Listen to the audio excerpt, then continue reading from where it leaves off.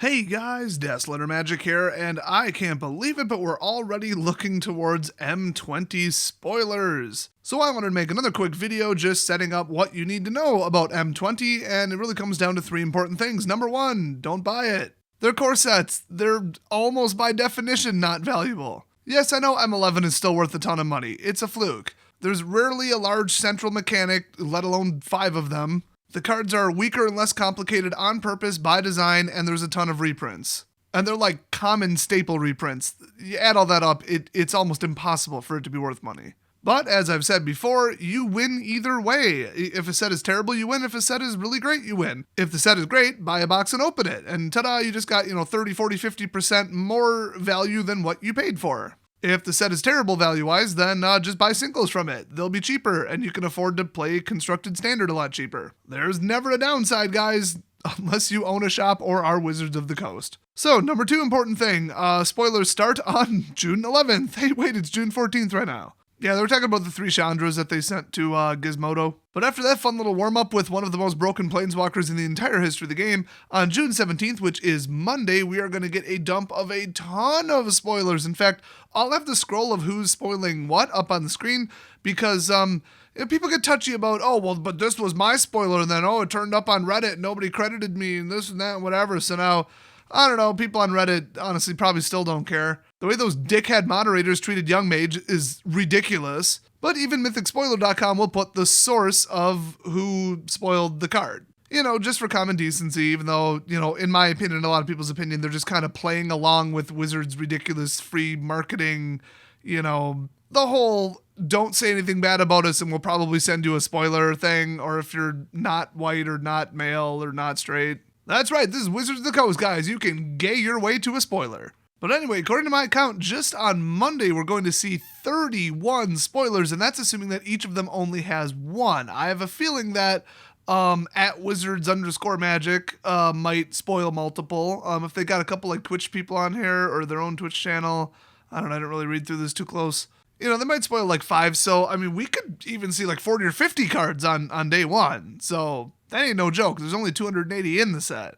So obviously all the sources are right here in front of you, so all you have to do is watch all of them on probably 15 different platforms. Just keep refreshing it, watch a bunch of live streams, check a bunch of social media profiles that you may or may not even be registered for. Just kidding, hit the subscribe button on my channel and I will be covering all of them. Oh, but you're just trying to steal the attention and the traffic from these people. No, that's a side effect. New cards are coming out, it's important, I'm going to cover it. So if anybody's gonna get all pissed about, the whole entire internet spread around my spoiler and nobody properly credited me, wow. Thanks for playing Wizards of the Coast stupid free marketing game and working for the man and his corporate games, man. I don't do that stuff, man. I'm a free spirit. Also gets a lot of views. Oh, and every other website and every other YouTuber covers them. So you can get your undies and bundle all you want, I don't care. At least to be respectful for people who wanna, do the whole thing properly, or they wanna hear it first from their favorite creator, who apparently isn't me. I think I'm not even my favorite MTG creator. But anyway, that's why I have the scroll going in the background, probably even looping it.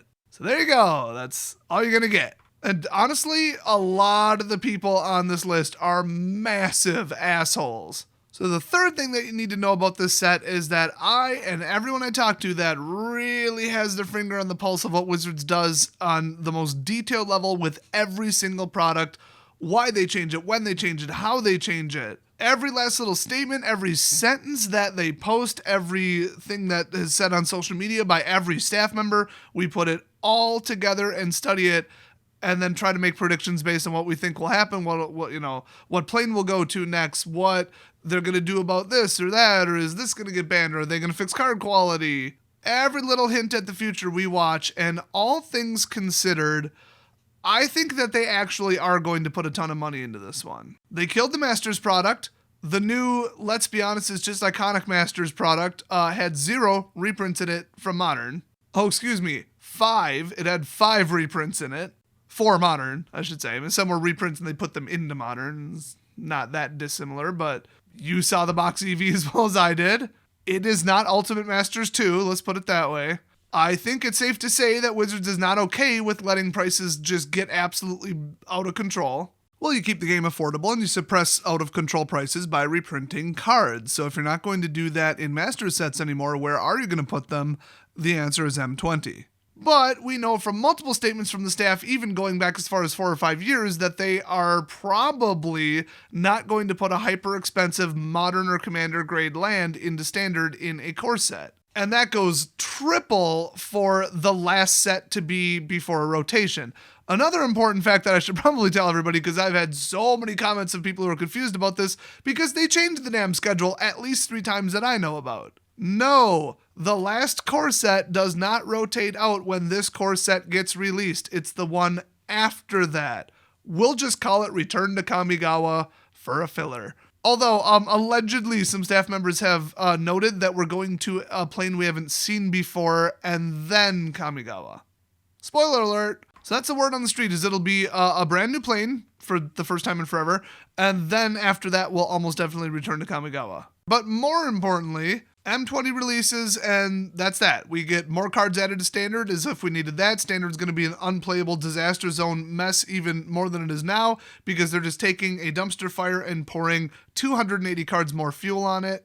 Nothing is going to even out, nothing's going to level out, and they're going to keep saying, oh, look at the diversity, while neglecting to mention that Magic isn't remotely fun and control is completely out of control. But approximately 3 months later, I think it's in October if I'm not mistaken, we are going to see Ixalan, Rivals of Ixalan, Dominaria, and Core Set 2019 cycled out of Standard. And then, of course, Guilds of Ravnica, Ravnica Allegiance, and War of the Spark will still be legal, in addition to M20, and then whatever set comes out after it, which will only be 5 sets legal in Standard, which means Standard might be fun and playable again.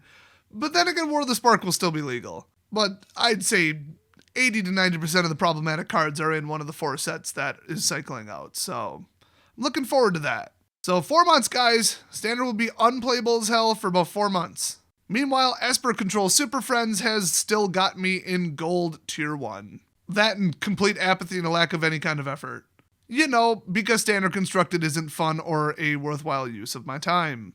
I just sorted old paperwork while watching 3 hours straight of Cash Cab on Hulu, instead of playing Arena. So that's a good scale to compare it to on the funometer. But anyway, when Wizards releases a bad product, they usually try to do something about it. And then the staff's so excited about it that they want to pat themselves on the back publicly, so they make little statements about, what they're changing, what they're planning.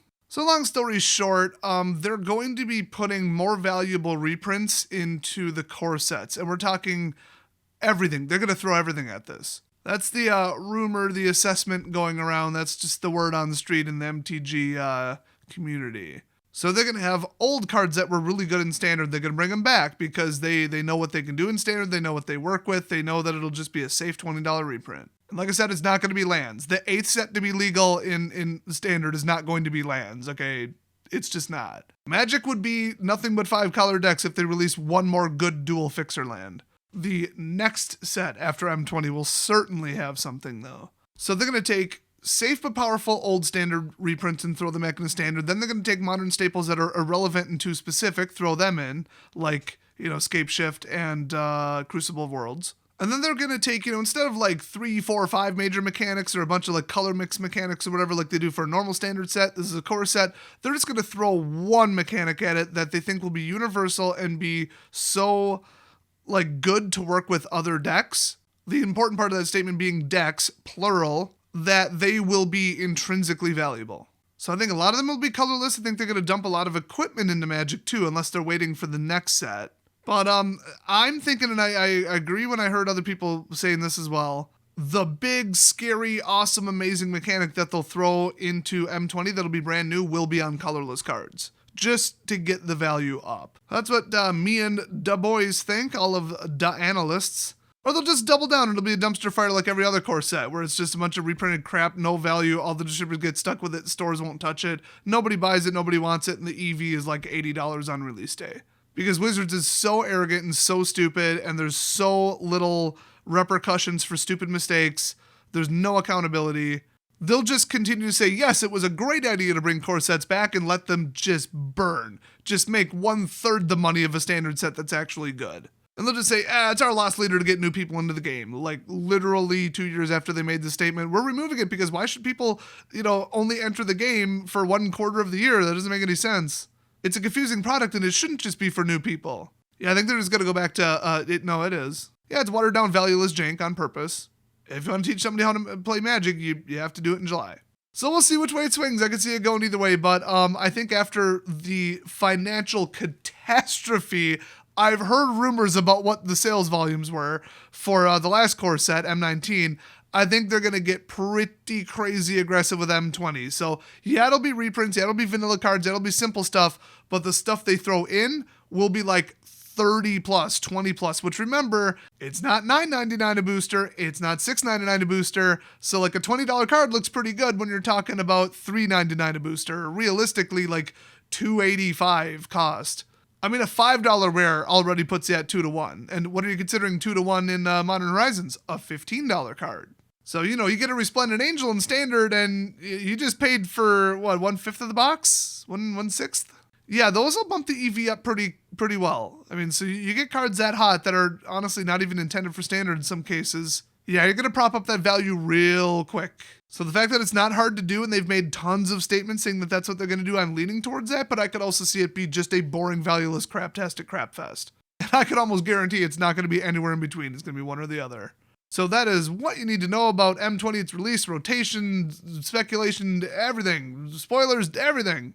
So thanks for watching. If you enjoyed this update, leave a big ol' like on the video. Don't forget to hit subscribe for more awesome news, commentary, opinions, everything. This is the Everything channel. I don't just box myself in and do one thing. Hell no. And I will see you guys next video.